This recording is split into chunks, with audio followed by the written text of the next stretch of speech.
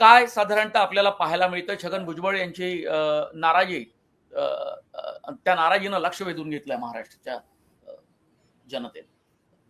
मनोज, हे नैसर्गिक राजकीय प्रतिक्रिया आहे. याच्यामध्ये ज्या नेत्यांना असं वाटतं की त्यांच्यावरती अन्याय झालाय, त्यांचं राजकीय जे स्टॅबिलिटी आहे, त्यांच्या याच्यामध्ये राजकीय जी ताकद आहे, त्या ताकदला रिइन्स्टेट करण्यासाठी, म्हणजे ही आमची ताकद आहे ही दाखवण्यासाठी त्यांना मिळालेला एक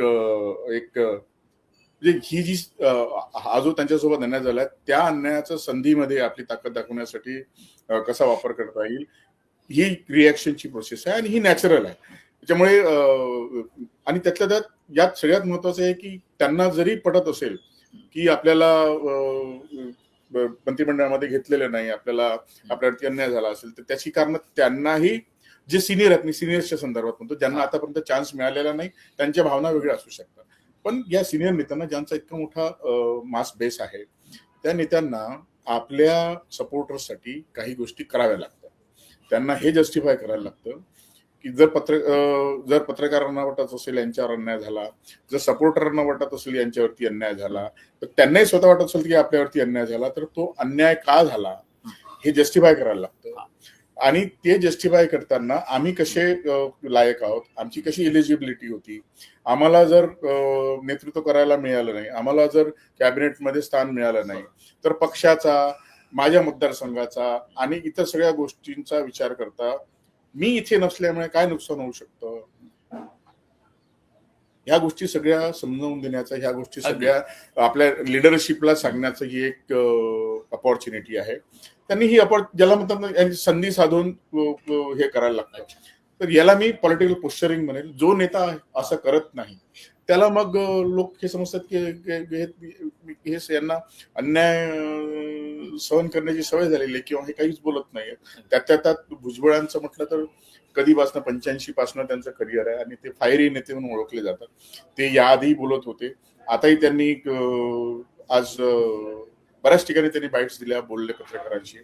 नाशिकला जाऊन पण ते बोललेले आहेत. नाशिकला निघून गेले आणि तिथे पण त्यांनी जे म्हणले की मी इथे ज्या कार्यकर्त्यांना वाटतं की माझ्यावरती अन्याय झाला त्यांच्यासोबत मी आज राहिलं पाहिजे, हे माझ्यासाठी जास्त महत्वाचं आहे.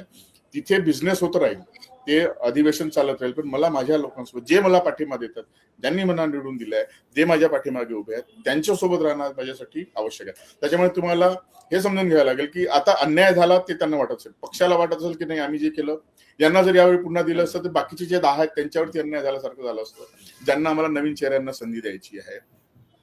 आणि राष्ट्रीय पक्ष होण्याच्या दृष्टीने अजित पवारांनी जी वाटचाल चालू केली त्याच्यासाठी त्यांना स्टेटमध्ये नवीन लिडरशिप करणं जरुरी आहे.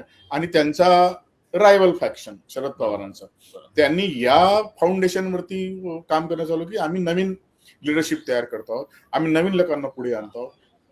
ते करत असताना यांना पण ती गोष्ट प्रूव्ह करणं आवश्यक आहे की बघा आम्ही पण आमच्या मंत्रिमंडळामध्ये नवीन लोकांना संधी देतोय, आमच्याही पार्टीमध्ये नवीन लोकांना संधी आहे. त्याच्यामुळे हे बघा, हे इंटरनल जे आहे हे काही दिवस चालेल, भुजबळ पण शांत होतील असं तुमचं मत आहे? होतील, शांत होतील ना. त्यांना काय ते काय आता इतकं जर रागात असेल तर मग ते काय राजीनामा देतील का?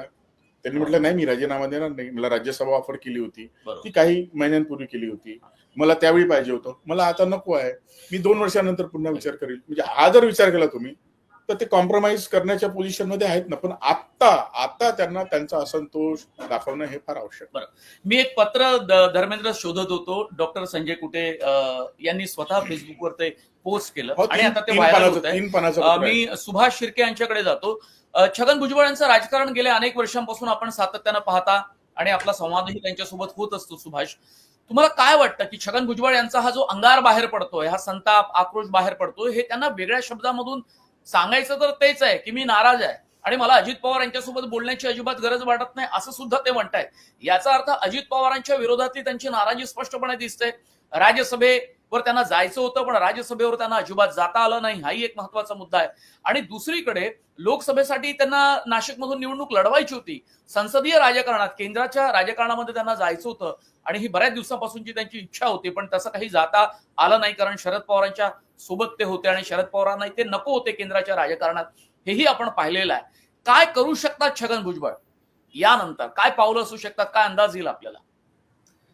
एक तर म्हणजे छगन भुजबळ हे जे नाव आहे ते नाव केवळ एक वरिष्ठ राजकीय नेता असा नाहीये, तर त्यांच्या पाठीमागे कास्ट आहे. म्हणजे मराठा समाजानंतर सगळ्यात मोठी कास्ट महाराष्ट्रात आहे ती माळी समाजाची कास्ट आहे.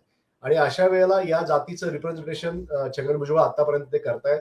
आणि त्यामुळं त्यांनी आपल्या राजकारणातून माळी समाजाचं भलं करण्याचा नेहमी प्रयत्न केला. आणि आपल्याला माहिती आहे की जातीवरती आधारित राजकारण आपल्या महाराष्ट्रात होतं आणि ते यापुढे चालत राहील. त्यामुळं जसं पंकजा मुंडे यांना मंत्रिपद नाकारून वंजारी समाजाला थोडंसं दुखवण्याचा प्रयत्न बीजेपीने केला, पण नंतर ज्यावेळेला प्रेशर आलं त्यावेळेला पंकजा मुंडे यांना त्यांनी पुन्हा मंत्रिमंडळात स्थान दिलं. मला असं वाटतं की ते माळी समाजाचा कुठला मोठा नेता आज बीजेपीच्या बरोबर नाहीये. आणि त्यामुळे ते टेस्ट केस म्हणून ते करत असतील की छगन भुजबळ यांना बाहेर ठेवून दुसरं काही नेतृत्व तिथे उभं करता येतं का, याचा प्रयत्न नक्कीच भाजप करत असेल. आणि ते एक लॉंग टर्म स्ट्रॅटेजी म्हणून छगन भुजबळ यांना त्यांनी प्रेशर टाकलं अजित पवारांना की छगन भुजबळ यांना तिथे देऊ नये म्हणून. आता वास्तविक छगन भुजबळ यांना जर मंत्रिमंडळातून बाहेरच काढायचं होतं तर मग राज्यसभेला जेव्हा ते मागत होते त्यावेळेला त्यांना का दिलं नाही? त्यांनी स्वतःहूनच त्यावेळेला राज्यसभेला मी जातो म्हणून सांगितलं. त्यावेळेला अजित पवार म्हणाले की नाही, तुम्ही जाऊ नका, येवल्याला तुमच्याशिवाय कोणी जिंकून येणार नाही म्हणून. त्यामुळे येवल्याला पुन्हा त्यांना विधानसभेत त्यांना पाठवणं, राज्यस्तरावर पाठवणं आणि पुन्हा त्यांना मंत्रिमंडळातून वगळणं, हे जे सगळं आहे हे माझ्या माहितीप्रमाणे भाजपनेही याच्या पाठीमागे त्यांचे डावपेच वापरलेले आहेत. पण एक लक्षात घेतलं पाहिजे की भुजबळ ही उत्तर महाराष्ट्रामधली ताकद आहे अजित पवार गटामधली.